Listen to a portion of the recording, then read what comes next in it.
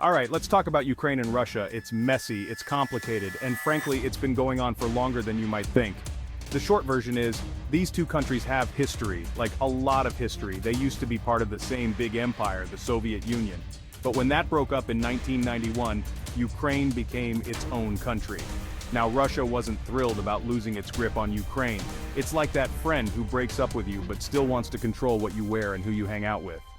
In 2014, Russia swooped in and took Crimea, a part of Ukraine, and said, "This is ours now. Not cool, Russia. Not cool." Fast forward to 2022, and things escalated dramatically. Russia launched a full-scale invasion of Ukraine. Explosions, tanks, the whole shebang. It's been a brutal war with thousands of innocent people caught in the crossfire. So why is this happening? Why can't they just work it out? Buckle up, because we're diving into the tangled web of history, politics, and power struggles that fuel this conflict. To understand this conflict, we need to go way back. Ukraine and Russia share roots in the Eastern Slavic civilization. Think of them like siblings who grew up in the same house but have very different memories of their childhood. They've been intertwined for centuries, but it hasn't always been a happy family reunion. There's been invasion, famine, and political oppression. For centuries, Ukraine was caught in a tug-of-war between Russia and Europe. Imagine being pulled back and forth between your parents during a nasty divorce. Not fun, right? This constant struggle for control left deep scars on Ukrainian identity and sowed the seeds of resentment towards Russia. Then came the Soviet era. Ukraine became part of the USSR, but it wasn't exactly a match made in heaven. Millions of Ukrainians died during a horrific famine engineered by the Soviet government in the 1930s, a tragedy known as the Holodomor. Talk about holding a grudge. When the Soviet Union finally collapsed in 1991, Ukraine declared its independence. But old habits die hard. Russia never quite accepted Ukraine's right to choose its own path, especially when it came to cozying up to the West. Now let's talk about Vladimir Putin, the man calling the shots in Russia. He's been in power for over 2 decades, and let's just say he's not exactly known for his warm and fuzzy personality. Putin sees the collapse of the Soviet Union as a geopolitical tragedy. He wants to restore Russia's former glory, and he sees Ukraine as a key piece of that puzzle. Putin claims the invasion is about protecting Russian speakers in Ukraine. But let's be real, that's like saying you're invading your neighbor's house to save their goldfish. It's a flimsy excuse for a power grab. He's cracked down on dissent at home, controlling the media and silencing anyone who dares to question his actions. Putin's also been playing the energy card, using Russia's vast gas reserves as leverage over Europe.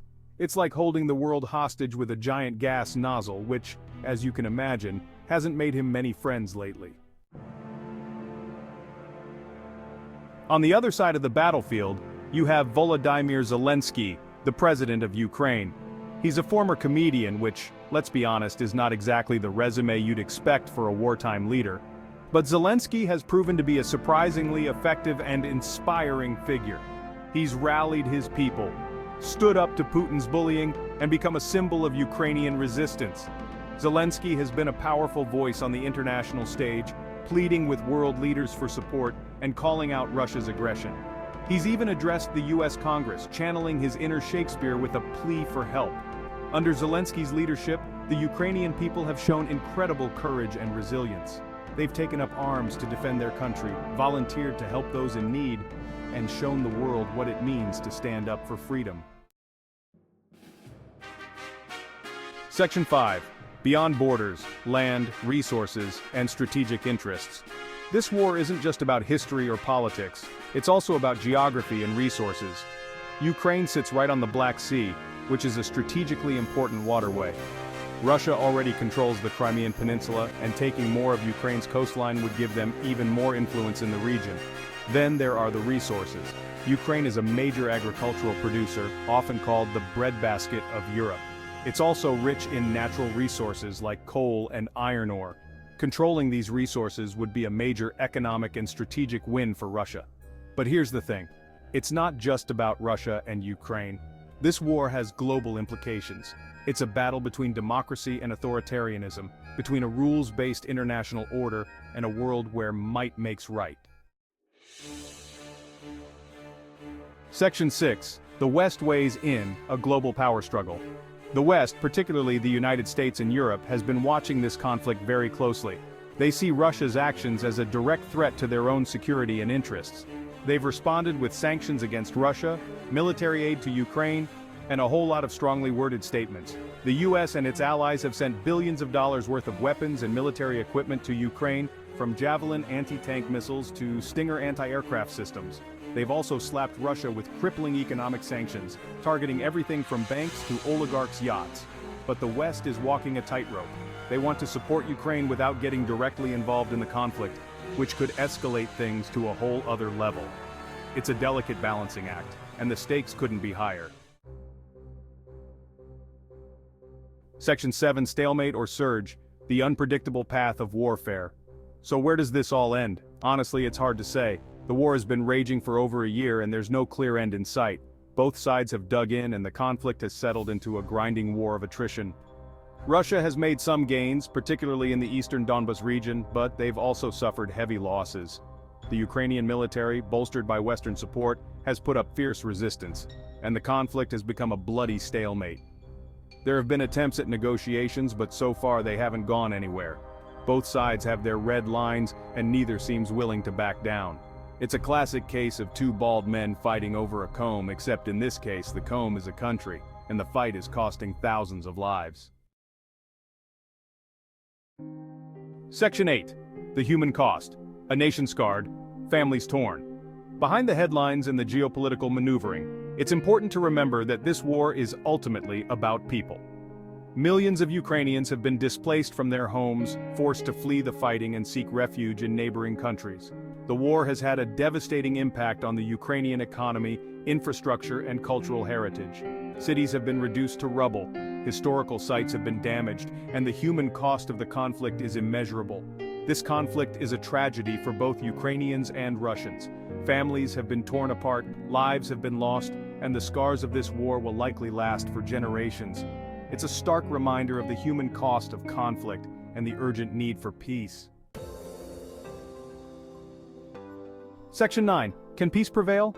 Obstacles and glimmering hope. So, can this war be stopped?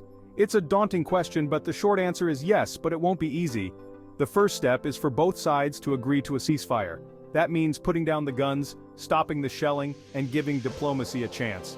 Then comes the hard part: negotiating a lasting peace agreement. This will require both sides to make difficult compromises. Russia will need to withdraw its troops and respect Ukraine's sovereignty. Ukraine, in turn, will need to address Russia's security concerns and find a way to coexist peacefully with its neighbor. It's a tall order, but it's not impossible. There are examples of countries that have overcome historical grievances and found ways to live in peace. It takes time, patience, and a willingness to listen to each other. Section 10: The World Watches. A plea for diplomacy and dialogue.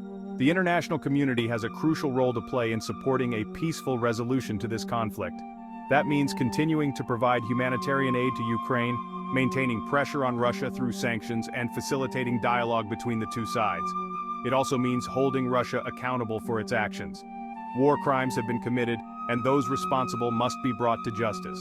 Justice and accountability are essential for lasting peace and reconciliation.